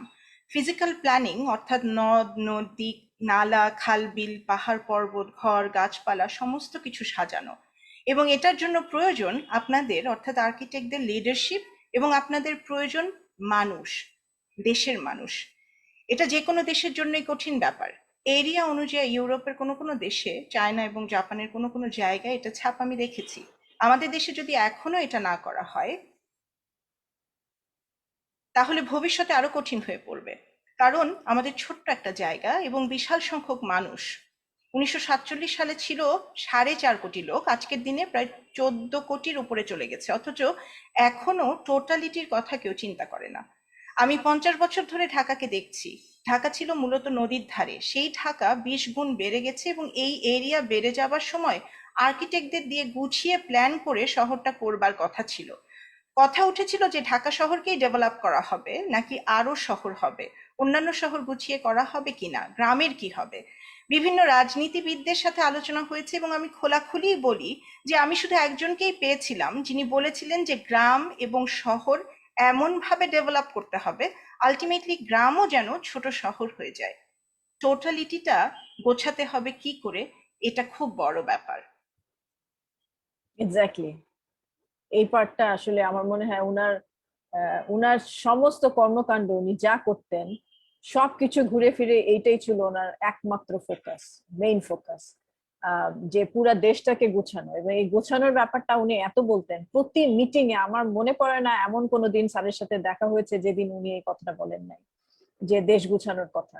এবং দেশ গোছানো মানে হলো আমাদের যে ছোট একটা এরিয়া, এই এরিয়াটাকে আমরা কিভাবে এর নদী নালা খাল বিল স্যার নিজের মুখে বলেছেন যে সমস্ত কিছুকে নিয়ে মানুষ আছে আমাদের, এই মানুষটাকে সম্পদ হিসাবে বিবেচনা করে এদের সবাইকে প্রপার ঘর বাড়ি তাদের কর্মসংস্থানের ব্যবস্থা করে গোছানো। এটা শুধু মানে ফিজিক্যাল প্ল্যানিং মানে শুধু আমি রাস্তাঘাট ডেভেলপ করবো তা না, কমপ্লিট একটা প্ল্যানিং, কম্প্রিহেন্সিভ প্ল্যানিং, এইটা নিয়ে উনি সবসময় বলতেন। এবং সেই প্ল্যানিং এর পার্ট মানুষের বেঁচে থাকা, মানুষের প্রপার একটা ডিগনিফাইড লিভিং, এবং তার সাথে তার যাবতীয় যা কিছু দরকার, স্কুল কলেজ চিকিৎসা ব্যবস্থা থেকে শুরু করে তার প্রপার একটা থাকার জায়গা, অনেক বড় কিছু দরকার নাই, বাট একটা প্রপার একটা অপটিমাম একটা থাকার জন্য একটা মানুষের যা লাগে, একটা খেলার জায়গা, ছেলেদের খেলার জায়গা, মেয়েদের খেলার জায়গা, সমস্ত কিছু নিয়েই একটা কম্প্রিহেন্সিভ প্ল্যানিং। এবং সেই প্ল্যানিংটা শুধু ঢাকা কেন্দ্রিক না, এই প্ল্যানিংটা যদি করতে হয় তাহলে পুরো দেশকে নিয়ে করতে হবে, যাতে করে অন্যান্য শহরগুলোও ডেভেলপড হয়। এবং স্যার বিভিন্ন সময় বলতেন যে এক একটা জায়গা এক একটা কারণে বিখ্যাত, বা এক একটা কারণে তার একটা ইউনিকনেস আছে, এবং সেই এডুকেশন বলি বা যে কোনো কিছুই বলি, এই জিনিসগুলোকে ছড়িয়ে দেওয়ার ব্যাপার আছে। যে যেটা চিটাগং একভাবে তৈরি হবে, চিটাগং এর মতো করে ঢাকা তৈরি হবে না, বা খুলনা সেভাবে তৈরি হবে না, বা রাজশাহী আরেকভাবে তৈরি হবে, ময়মনসিংহ আরেকভাবে তৈরি হবে।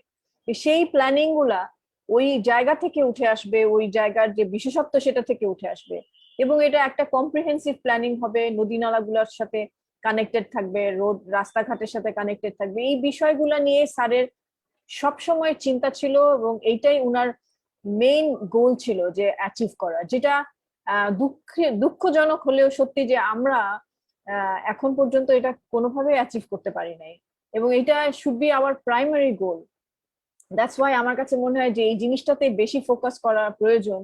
কারণ হলো যে তখন স্যার একা ছিলেন, একা থাকা অবস্থাতে উনি যথেষ্ট ফাইট করে গেছেন, উনি উনার সাধ্যমতো চেষ্টা করে গেছেন।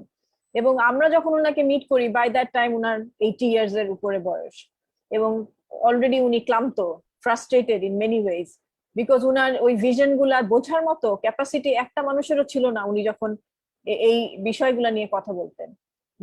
ঝুমু ভাই যেটা বললেন যে উনার আশেপাশে যারা ছিলেন তারা কিন্তু সবাই আর্টিস্ট বা রাইটার্স এরকম ধরনের, বা পলিটিশিয়ানস, বাট আর্কিটেক্ট মহলে যদি বলি এরকম ধরনের কেউ ছিল না যে যাকে উনি সাথে নিয়ে আগাতে পারেন, বা অ্যাটলিস্ট ওই রকম ফোর্স, যে ফোর্সটা কিন্তু এখন আমাদের জন্য তৈরি করা অনেক ইজি হয়ে গেছে।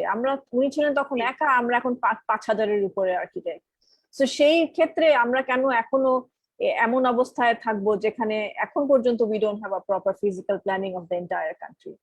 হ্যাঁ, সো এই জিনিসগুলো নিয়ে আমার মনে হয় we need to talk about this, we need to, এই বিষয়টাই আমি মনে করি। ঝুমু ভাই আপনার কি মনে হয়, আপনি বলেন। হ্যাঁ, মানে একদম রাইট কথা বলেছে। এবং তুমি কথা বলতে বলতে আমি চিন্তা করছিলাম যে আসলেই তো যে ওনার আশেপাশে তো অন্য লোকজন ছিলেন, ভেরি পাওয়ারফুল পিপল, তারা আসলেই তাদের প্রত্যেকের ফিল্ডে অ্যাবসলিউটলি টপ, তারা তাদের ফিল্ড এস্টাবলিশ করে গেছে। বাট ওনার সাথে আসলে তেমন কেউ ছিলেন না ওইরকম ভিশনারি ইঞ্জিনিয়ার। উনি তো সবচেয়ে সিনিয়র আর্কিটেক্ট। আরেকটা দুর্ভাগ্যক্রমে ওনার অফিস তো বেশি দিন থাকেনি, যে ওনার জুনিয়র আর্কিটেক্টরা যারা রবিউল ভাই, তারপর প্রফেসর শামসুল ওয়ারেস, ওনাদের মানে স্বাধীনতা উত্তর যে কাজগুলো বিশেষ করে ওয়ারেস স্যারের অবদান ইন আর্কিটেকচারাল এডুকেশন, এগুলো তো ভোলার মতো না। বাট উনি যে একটা গ্রুপকে নিয়ে আগাবেন সেটা হয়নি। ওনাকে আমি একদিন ওনাকে জিজ্ঞেস করেছিলাম, মানে এবং উনি একটা জিনিস বলেছিলেন যে ওনার লাইফের সবচেয়ে বড় আইরনি ছিল যে ওনার যে পলিটিক্যাল শত্রু সেই ছিল ওনার সবচেয়ে বড় মেন্টর, এটা হচ্ছে আইয়ুব খান। আইয়ুব খান কিন্তু ওনাকে একদম চোখ বন্ধ করে কাজ দিয়েছে, এটা করে দাও, এটা করে দাও, এটা করে দাও। এবং অথচ স্বাধীন দেশ আমরা কিন্তু ওনাকে সেইভাবে কাজ দিইনি, এবং উনি এটা বুঝেই উঠতে পারেননি, এবং উনি এটা তেমন বলেনি না, এটা ওনার জন্য অত্যন্ত পার্সোনাল একটা কষ্টের জায়গা ছিল। বাট সেই জায়গায় না গিয়ে মেরিনা যে কথাটা বললো যে আমাদের পড়া সম্পূর্ণ বোঝাটা, এটা একটু আমি আরেকটু যদি এক্সপ্যান্ড করি, সেটা হচ্ছে যে আমরা যদি যে কেউ যদি একটা গাড়ি করে যদি ঢাকা থেকে বের হই, আমরা কি দেখব? আমরা অল্প একটু বের হলেই দেখবো বিভিন্ন হাউজিং এর সাইনবোর্ডস, মানে কি হবে ওখানে উই ডোন্ট নো। ওখানে যে জিনিস বানানো হবে ওইটা মানুষের বসবাসের কতটা উপযোগী হবে সেটাও আমরা জানি না। ওটা কোনো ওইটার সার্ভিসেস, ওইটার ইউটিলিটিস এর কি হবে, নোবডি নোস। তারপর আরেকটু দূরে গেলে দেখবো যে চাষের জমির মধ্যে হচ্ছে ইটের খোয়ার, রাইট, অল দিস ইটের ফ্যাক্টরি। আরেকটু দূরে গেলে দেখবো যে জাস্ট সুবিধার্থে বিরাট বিরাট ইন্ডাস্ট্রি হয়ে যাচ্ছে, টালির ইন্ডাস্ট্রি, গার্মেন্টস এর ইন্ডাস্ট্রি। সো এই যে পুরো দেশটাকে যে না যে চিন্তা করলে যেটা হবে, যে কয়েকদিন পরে আমার যে ভয় যে what we will have is that we will create a huge amount of poverty, because এই যে যাদের জমি নিয়ে নেওয়া হচ্ছে তারা যাবে কোথায়, তারা চাষাবাদ করবে কোথায়, তারা খাবে কি, এগুলো কিছু। এখন নেক্সট হচ্ছে যে এটা কি আমরা বলতে পারি এটা আমাদের ব্যাপার না। সো তাহলে এটা কার ব্যাপার? আমি this is what I want to ask, যে আমরা যদি সবকিছুই বলি আমাদের ব্যাপার না, আমরা যদি অন্তত অ্যাজ ইনস্টিগেটরস হিসেবে না কাজ করি, আমরা যদি অন্তত এটার প্রশ্ন করি, তাহলে কার ব্যাপার? যারা এটা নিয়ে কাজ করার কথা তাদেরকেও যদি আমরা প্রশ্ন না করি, যেটা উনি করতেন, উনি সবসময় মানুষদের মধ্যে অ্যাকাউন্টেবিলিটির ব্যাপারটা আনার চেষ্টা করতেন। পলিটিশিয়ানদের সাথে কথা বলে, এদের সাথে বলে যে কি চিন্তা করছেন, কিছু একটা করেন। আর উনি ইনক্লুসিভ ছিলেন, এটা হচ্ছে আরেকটা বিরাট ব্যাপার। নাহলে ওনার কাছে এই যে সবাই দৌড়ে যেত। আমরা আর্কিটেক্টরা কয়েকজন সাহিত্যিকের সাথে বসি, আর্টিস্টের সাথে বসি, পলিটিশিয়ানের সাথে বসি, আমরা অলমোস্ট সেলফ রেফারেল হয়ে যাচ্ছি। কিন্তু আমরা আমাদের নিজেদের সাথে গল্প করছি, নিজেদেরকে অ্যাওয়ার্ড দিচ্ছি, নিজেদের গল্প মানে প্রজেক্ট ছাপাচ্ছি, কোথায় জানি আমরা কিন্তু আর পটেন্ট না। উনি কিন্তু ভীষণ পটেন্ট ছিলেন। He had the capacity two engage other people. এবং আমার যে সার্বিক যে ব্যাপারটা করতে হলে আমার মনে হয় আমাদেরকে আস্তে আস্তে সবার কাছে যেতে হবে, সবাইকে নিয়ে বসতে হবে। আমরা somebody has to start it. আমরা যদি ক্যাটালিস্ট বা ইনস্টিগেটরস না হই, তাহলে ওনার কাছ থেকে আসলে আমরা ইন্সপায়ার্ড হইনি বলতে হবে সোজা কথা। মানে আমরা যদি ওনার এই যে মেরিনা যেটা বলে যে সার্বিক কথাটা উনি এতবার বলেছেন, এখন যদি আমি মনে করি এটা আমাকে টাচ করেছে, তাহলে আমাদের চেষ্টা থাকতে হবে যে আমরা time to time, yes, if it is a politician that we have to address, let's go and talk to a politician, let's go and talk to economists, let's go and talk to a social scientist, মানে কি হবে। কিন্তু আমার কথা হচ্ছে এটা first আসতে হবে যেটা বললাম যে দেশ হার্ট হচ্ছে, এই ফিলিংটা নিজেদের মধ্যে আগে আনতে যদি আমরা পারি। এই একটা that day I drove from Dhaka to Sylhet, পুরা রাস্তা I felt sad. I could see কিভাবে দেশ নষ্ট হচ্ছে, কিভাবে ফ্যাক্টরি হবে, কিভাবে পানির মধ্যে যে এফ্লুয়েন্টস পড়বে, কিভাবে ধানের জমি নষ্ট হয়ে যাচ্ছে, ওই জায়গায় যে ধানটা চাষ করতো সেই লোকের কি হবে, কোনো কিছুর উত্তর কিন্তু আমার কাছে ছিল না। And it was traumatic. এটা আমি frankly বলছি, আমার কাছে সাংঘাতিক। কিন্তু I did not know who to speak to. এই যে আমি কার সাথে কথা বলবো, এটার দোষটা কার? এটার দোষটা আমাদের। আমরা যদি রিচ আউট না করি, আমরা যদি কানেকশন না করি, উনি তো করেছিলেন, সবার সাথে তো রিচ আউট করেছিলেন। উনি একটা পলিটিক্যাল পার্টির ট্রেজারার হয়েছিলেন। সো হি কমিটেড হিমসেলফ, মানে কমিটমেন্টটা বিয়ন্ড আওয়ার আর্কিটেকচারাল বাবল যদি আমরা যেতে পারি, তাহলে মনে হয় আমাদের একটা যাত্রা শুরু হবে। তো আই থিঙ্ক এটা বেঙ্গল ইনস্টিটিউট থেকে তো মেরিনারা চেষ্টা করে to engage other people other than just architects. But এটাকে আমরা আরো যদি একটু ব্যাপক করতে পারি, মানে রিয়েলি এনগেজ পিপল, না হলে কিন্তু এই সার্বিক ব্যাপারটা আমাদের হাতে না। কিন্তু এটা অবজার্ভ করাটা অবশ্যই আমাদের সম্ভব, আমরা অবজার্ভ করতে পারি, we can raise the questions and we can try to engage.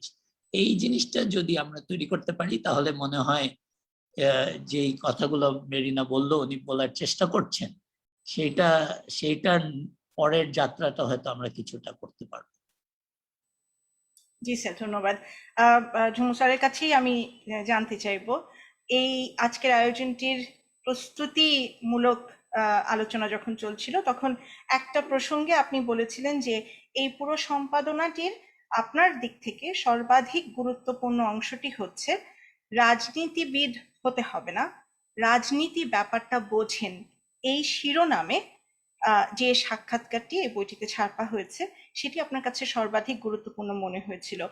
আমি আজকের শ্রোতাদের যারা শুনছেন এবং যারা পরবর্তীতে শুনবেন আপনাদের সুবিধার্থে এই শিরোনামটির প্রথম অংশটুকু পড়ে শোনাচ্ছি। আমি আনফর্চুনেটলি রাজনীতিটাকে একটা বড় বিষয় হিসেবে চিন্তা করি। আপনারা যে কথাবার্তাই বলেন না কেন, এক অর্থে রাজনৈতিক সাপোর্ট না পেলে পারবেন না করতে। এর মানে এই নয় যে আপনাকে রাজনীতিবিদ হতে হবে। আমি বাধ্য হয়েছিলাম, কারণ মোজাফফর আহমেদ তার নিজস্ব কাজকর্ম দিয়ে আমার খুব কাছের বন্ধু হয়ে যান। উনি কতগুলো জিনিস আমাকে করতে বলেছিলেন, যদিও আমি করতে পারিনি, কিন্তু আমি দেখেছি আশেপাশে কি ঘটনা ঘটছে। এটা কাছ থেকে রাজনীতিবিদদের সাথে কাজ করে বুঝেছি। এটা আপনাদের কোনো প্রয়োজন নেই, আপনারা রাজনীতি ব্যাপারটা যদি বোঝেন সেটাই যথেষ্ট। আর্কিটেক্ট হিসেবে কাজ করার সময় মনে রাখতে হবে এটা আমার দেশ, দেশের মানুষ আমার ভালোবাসার পাত্র, আমিও তাদের। এখানে কোনো উঁচু নিচু নেই। কথাগুলি স্যার বলেছিলেন। আমি স্থপতি নুরুর রহমান খানের কাছে জানতে চাইবো এই কথাগুলিই কেন আপনার কাছে সর্বাধিক গুরুত্বপূর্ণ মনে হয়েছিল। যেটা একটুক্ষণ আগে যেটা বলছিলাম যে ইসলাম স্যারের কাছে রাজনীতি ব্যাপারটার অবস্থানটা বুঝতে হবে। ওনারা কিন্তু প্রথম যখন শুরু করেছিলেন ওনাদের যেটা বললাম যে নেশন বিল্ডিং পলিটিক্স, এটা কোরটা ছিল how to develop a Bengali identity, Bengali culture, Bengal as a historical context, এই জিনিসগুলোই ছিল। ওনারা কিন্তু ন্যাশনাল পলিটিক্সে পরে আসে এবং এগুলার কারণটা হচ্ছে যে ক্রমান্বয়ে যখন বেসিকলি আমি যেটুকু দেখেছি রিসার্চ করে যে আই থিঙ্ক ভাষা আন্দোলন ওনাদের কাছে একটা স্বপ্নভঙ্গ ছিল। এর আগে ওনারা মনে করেছিলেন যে মেবি একটা ডায়ালগ হতে পারে, বাট হোয়াট হ্যাপেন্ড ওয়াজ যখন ভাষা আন্দোলন যখন হলো ওনারা তখন আস্তে আস্তে দেখলেন যে এই যেই কালচারাল আইডেন্টিটির জন্য ওনারা ফাইট করছিলেন উনি এবং ওনার সাথে লোকজন, সেটাতেই তো হাত পড়েছে। তো তাই যদি হয় তাহলে আসলে এটা ওই কালচারাল গণ্ডিতে না থেকে এটা কিছুটা হলেও ওনাদেরকে ন্যাশনাল পলিটিক্সের অংশ হয়ে যেতে হবে, এবং দ্যাট ইজ হাউ ওনাদের সাথে মুজাফফর সাহেব এবং অন্য পলিটিশিয়ানদের সাথে একটা ক্লোজ সম্পর্ক তৈরি হয়। এন্ড এটা খুবই ইম্পর্টেন্ট। এটা যে কিভাবে আমাদেরকে ইফেক্ট করে সেটাও আমাদেরকে একটু বুঝতে হবে যে পলিটিক্যাল মাইন্ডেড হওয়া does not mean joining a political party also. It is being about as a conscious citizen হিসাবে what is my stand.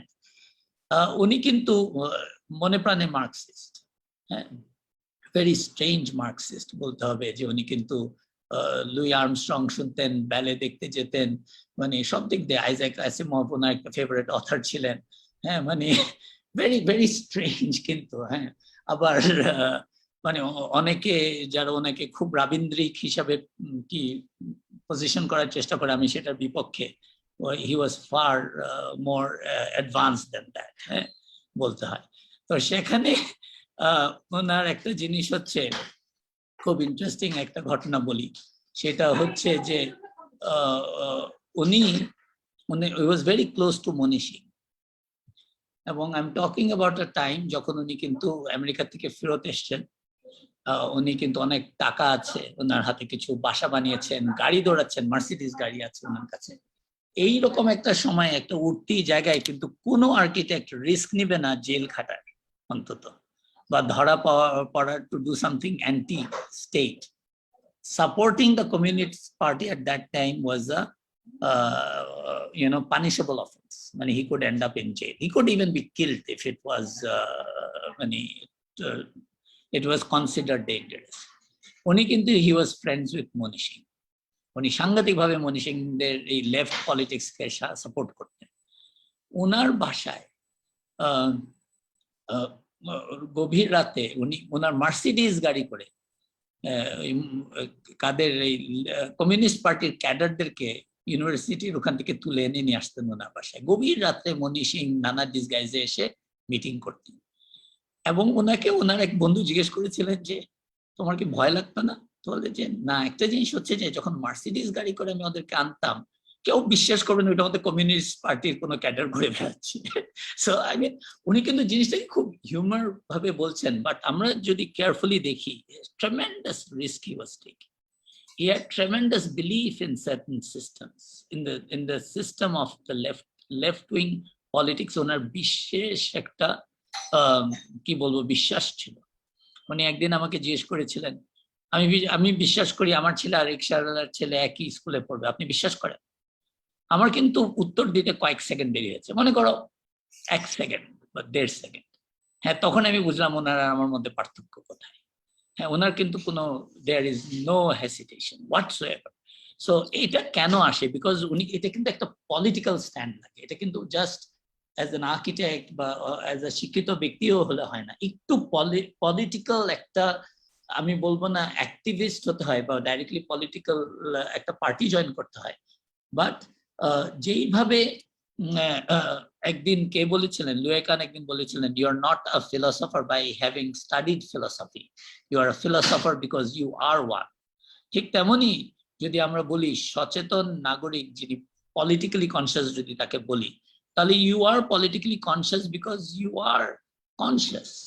You don't have to do politics to become politically conscious. That's what I want to say. এবং সেই কারণেই এই জিনিসটা আমার মনে হয় আমাদের আর্কিটেকচার ল্যাঙ্গুয়েজে যদি স্ট্রেংথ আসে, আমাদের কাজে যদি স্ট্রেংথ আসে, সেটা আসবে ফ্রম আ কনসিয়াসনেস। এবং সেই কনসিয়াসনেসের একটা অংশ হবে to have a political stand to what we believe in, what we want to do about our society, where we want to see our country গো।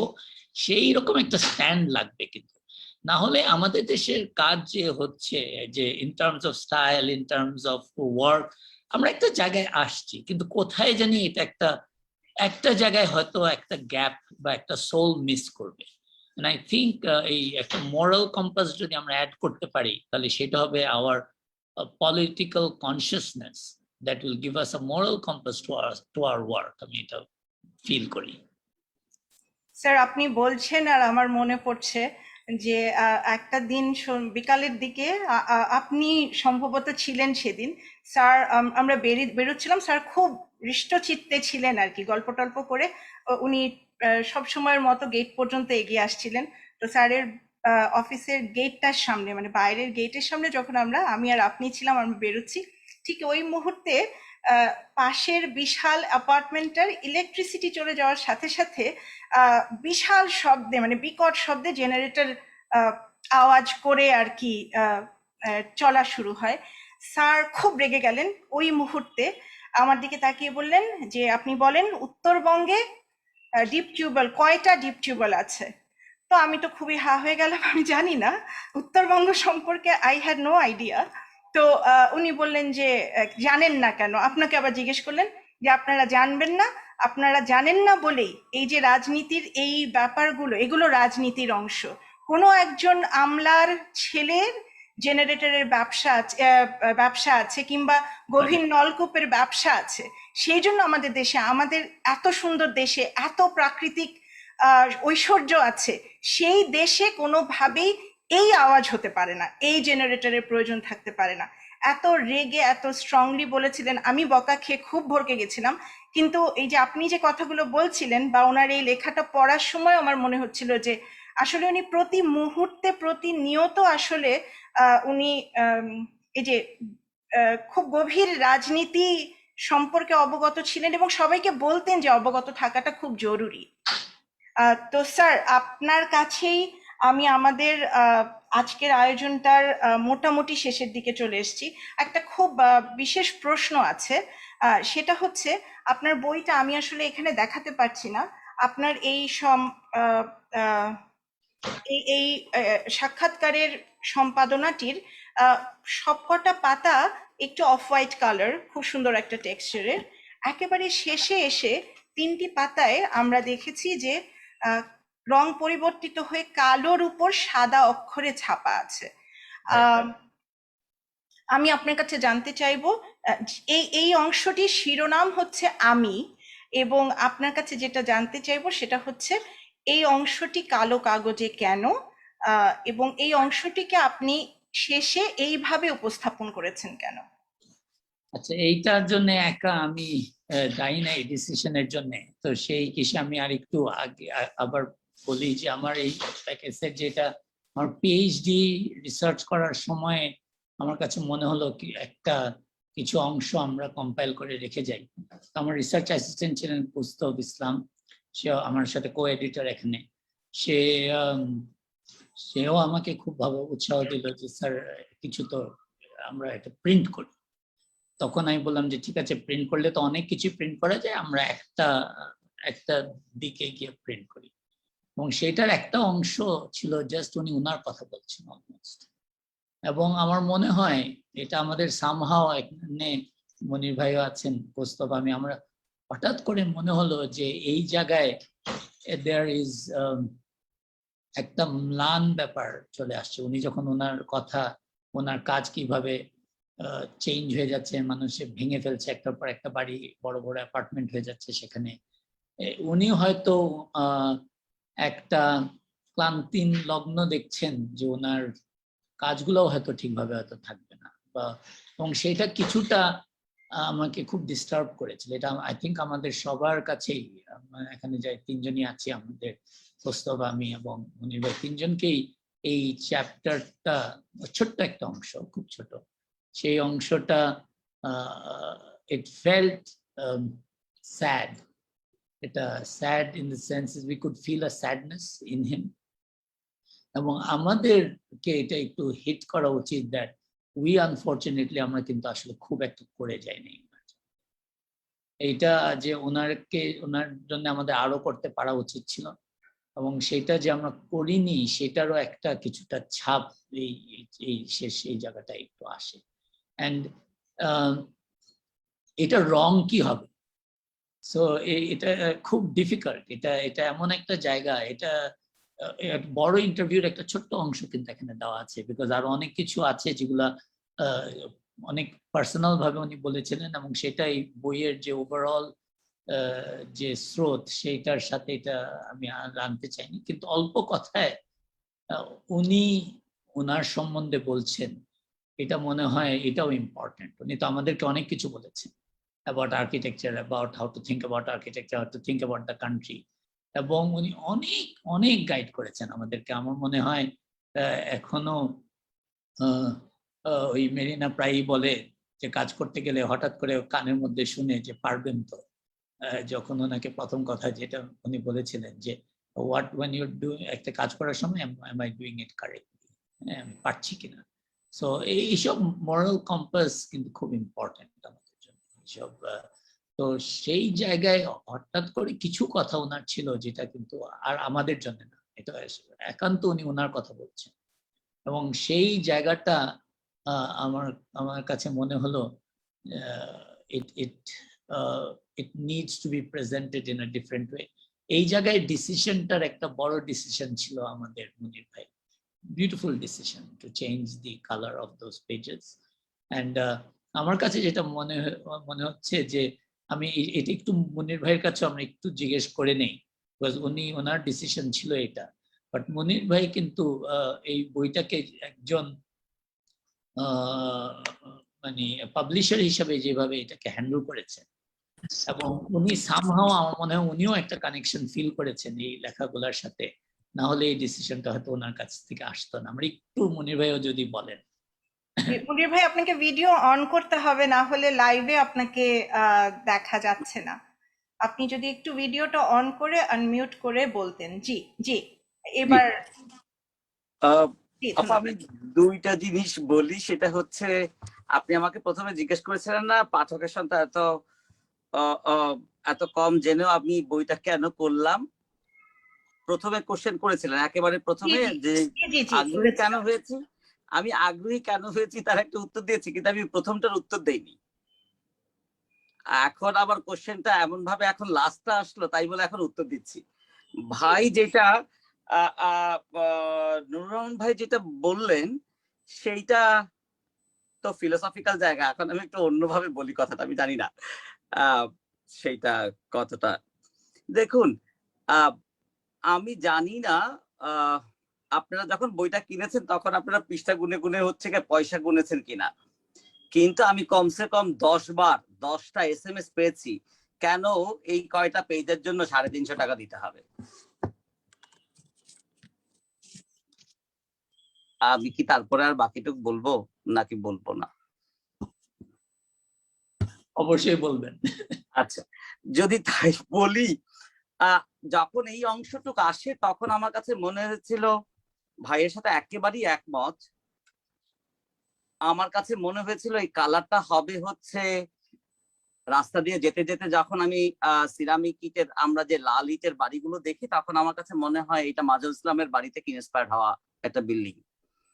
আমার খুব ইচ্ছা ছিল এই জায়গাটুকের কালার করি হচ্ছে এই ইটের রংটা, কিন্তু আমার সাথে সাথে আমার প্রোডাকশন টিম বলছে ভাইয়া এমনি এই বইটা আপনি এমন ভাবে করছেন, এইটার উপরে টেক্সচার দেওয়ার জন্য এমন কাগজ দিচ্ছেন, এমন কিছু করছেন, এতগুলো টাকা আপনার 5 কপি বই বিক্রি হবে না, তারপরে আবার আরেকটা রং চাপাতে চাচ্ছেন। তো আমি আর কি করব, আমিও তো চাপে থাকি। তো সেই চাপের জায়গা থেকে তখন বললাম আচ্ছা তাহলে আলাদা ভাবে হও।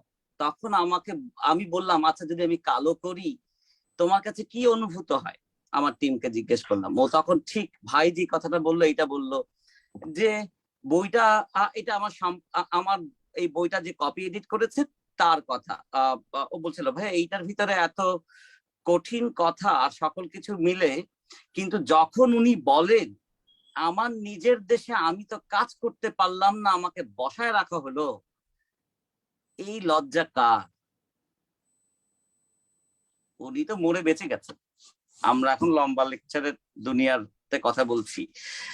আমার কাছে মনে হয়েছিল এই আমিটা উনি, এক ওই ব্রাউন ইট, আর না হলে আমাদের জন্য সত্যি দুঃখজনক কোনো কিছু। আমি দুঃখের কারণ হিসাবে কালো দেইনি, আমি সত্যি টাকার অভাবে কালো দিয়েছিলাম, কিন্তু আমাকে কোনো না কোনো ভাবে হচ্ছে ভাবতে আমি শুরু করেছিলাম ভাবা এই জায়গা থেকে। ফলে আপনি খেয়াল করে দেখেন আমি শেষের পৃষ্ঠাটায় কর্মবৃত্তান্ততে কিন্তু ব্ল্যাক করিনি। আমার কাছে মনে হয়েছে যে এইটা আমাদের গর্ব, আর সকল কিছু মিলে মাজহারুল ইসলামটা এরকম, ফলে এটা সাদা রেখেছি। আসলে এই এই বিষয়গুলো খুব সেন্সিটিভ। এই কথাগুলো বলতে গেলে বেশি কথা বলতে হয়, কিন্তু অনেকক্ষণ সময় শেষ হয়েছে, একটাই শুধুমাত্র বুঝি।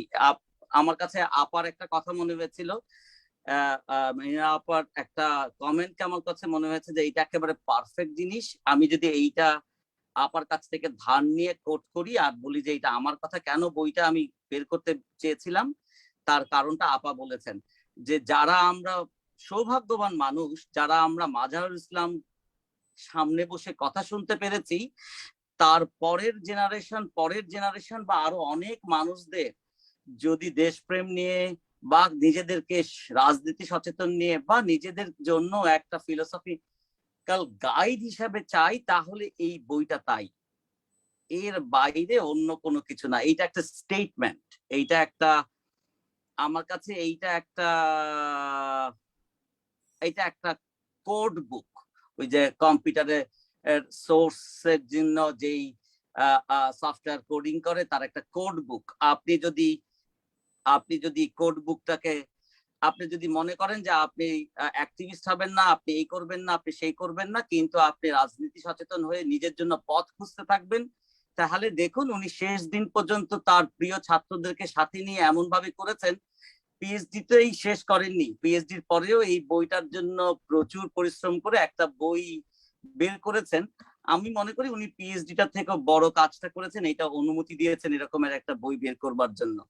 পিএইচডিটা কবে কে দেখবে কে জানে, আল্লাহ জানে কোন দেশ থেকে কোন ভাষায় কোন জায়গা থেকে বের হবে আর কে দেখবে। কিন্তু এই বই এই দেশের, এখন আর এটার উনার সম্পত্তি না। উনি হয়তোবা সাক্ষাৎকার গ্রহণকারী হিসাবে উনি এটা সম্পত্তি, কিন্তু এই বইটা এখন পাবলিক ডোমেনে, পাবলিক প্রপার্টি।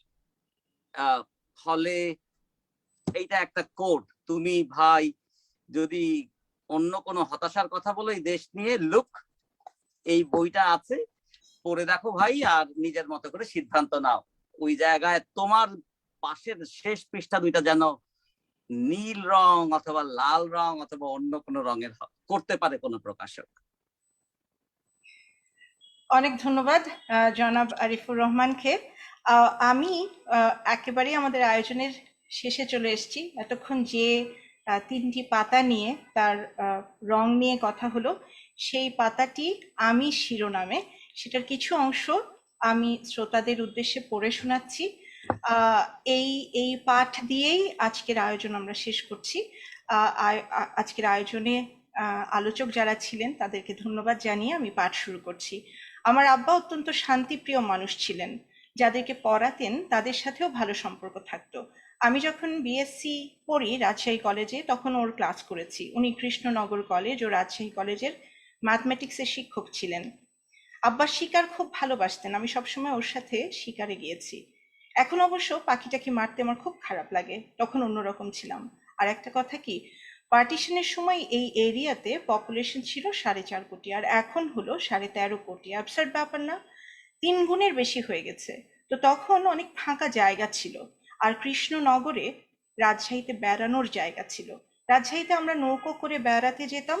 শীতকালে পাখি আসতো মাইগ্রেট করে, বিশেষ করে হাঁস জাতীয় পাখিগুলো। আমরা নৌকোতে 2-3 দিন কাটিয়ে আসতাম, আর মা আমাকে গপ্প পড়ে শোনাতেন। রামায়ণ, মহাভারতের ছোট ছোট গপ্পগুলো তখন পাওয়া যেত, খুব সুন্দর বই, এগুলো পড়ে শোনাতেন। এটা জানি না সব মাই করেন কিনা, করলে ভালো হয় আর কি। আমরা 4 ভাই 4 বোন, মোট 8 জন। তখনকার দিনে এটাই ছিল সাধারণ। একটা জিনিস খুব খারাপ লাগে, খেয়াল করেছেন কিনা জানি না, মাঝে মাঝে দেখবেন আমাদের বাসায় যে চাকরটি কাজ করে সে আপনার ছেলেমেয়ের থেকে বুদ্ধিমান, অথচ তার ভদ্রভাবে বাঁচবার কোনো উপায় নেই, তাকে চাকর হিসেবে কাজ করতে হয়। আমাদের সমাজে 3000, 4000, 5000 বছর ধরে এ নোংরামি চলে এসেছে। আমিও করি, এটাই আমাদের সমাজ। আমার সুন্দর বাড়ি ঘরদোরে থাকায় বাধা দেওয়ার আপনি কে? এর মানে এই নয় যে একটা বিশাল বাড়ি করতে হবে। 1500-2000 স্কোয়ার ফিটের মধ্যে কিন্তু সুন্দর করে বাড়ি করা যায়, অসুবিধা হয় না। আমাদের কম্পালশনটা কি আমার মাথায় ঢোকে না। স্থাপত্যের যে একটা বিরাট প্রয়োজন আছে, যেটা বাদ দিয়ে জীবন হয় না, সেটা বুঝতে হবে। এবং এটা বোঝা আমাদের দেশের জন্য বেশি জরুরি হয়ে পড়েছে। কারণ আমাদের জায়গা নেই, জমি নেই, কিন্তু আমাদের মানুষ বাড়বেই, সবাই সাফার করছে। কাজেই সবাইকে একসঙ্গে ফাইট করতে হবে। আমার একটা খুব মজার প্রশ্ন আছে। যারা কাজ করছেন সব আমারই পরিচিত বন্ধু বান্ধব, আমারই চোখের উপরে দেখা। তারা বড় হয়েছেন। আমাকে ডেকে কেউ কখনো বলেছে যে আসেন একসঙ্গে কাজ করি, এরকম কেউ বলেনি। আর্কিটেক্টদের অন্যরকম একটা অ্যাটিটিউড থাকে যে আমি নিজে কাজ করব, একার অর্জন হবে। আর্কিটেক্টের সব থেকে বড় বন্ধু আর্কিটেক্ট, সব থেকে বড় শত্রুও আর্কিটেক্ট। আমাকে সরকারের পক্ষ থেকেও বলা হয়নি। পলিটিক্যাল পার্টির সাথে জড়িত ছিলাম, তবে পলিটিক্যালি না, আমি মূলত সার্বিক পরিকল্পনার ব্যাপার নিয়ে জড়িত ছিলাম। আমি 1964 সালে চাকরি ছাড়ি। সেই সময় 10-11টা প্রাইভেট বাড়ি করি, মূলত ধানমন্ডিতে। বাড়িগুলো ভেঙে ফেলা হয়েছে। ধানমন্ডিতে তো সমস্ত বাড়ি ভেঙে বহুতলা ভবন করেছে। আমার জীবনে যে ইন্টারেস্টিং এক্সপিরিয়েন্স আছে, আশা করি আপনাদের হবে না। সেটা হলো, আমি বাড়ি করে দিলাম, আমার মতো বাড়ির ডিজাইন করে গুছিয়ে দিলাম। বাড়ি যখন তৈরি হয়ে গেছে, কর্ত্রী ঢুকলেন, বললেন যে আমার কিচেন তো ঠিক করতে হবে, এপাশে ভাঙতে হবে। এভাবে কয়েক মাসের মধ্যে পুরো বাড়ি চেঞ্জড। 2-একটা বাড়ি আছে, যেমন আমার নিজের বাড়িটা মনে হয় আছে, বাকি সবই ভেঙে ফেলা হয়েছে। আর আমাকে কখনো এরা অ্যাপ্রোচ করেনি। এমনকি বাড়ির মালিক, যারা আমার বন্ধু বান্ধব ছিল, তারাও কখনো আসেনি। এই কালো পাতায় লিপিবদ্ধ স্যারের কথাগুলো আমি শিরোনামে বইটির শেষ অংশে আছে। সুধীমণ্ডলী, আমাদের এই কালোর অধ্যায় কেটে যাক, আমাদের পেশা, আমাদের জীবন আসলেই আলোকিত হোক, যেমনটা জনাব আরিফুর রহমান বললেন, আমাদের আজকের আলোচকরা সবাই বললেন। সুন্দর একটা উজ্জ্বল ভবিষ্যতের প্রত্যাশায় আমাদের এই 3 পর্বের শ্রদ্ধাঞ্জলি আয়োজনের সাথে বাংলাদেশ স্থপতি ইনস্টিটিউট এবং মাজহারুল ইসলাম ফাউন্ডেশনের যারা যারা যুক্ত ছিলেন সকলকে ধন্যবাদ জানাই। আপনারা যারা এই 3 দিন ধরে আমাদের আয়োজনের শুনেছেন, দেখেছেন, তাদেরকে ধন্যবাদ জানাই। যারা পেছনের কলাকৌশলীতে কাজ করেছেন তাদেরকে বিশেষ ধন্যবাদ জানাতে চাই। আলোচকদের ধন্যবাদ জানাচ্ছি। আপনারা সবাই ভালো থাকবেন, সুস্থ থাকবেন এবং অত্যন্ত সাবধানে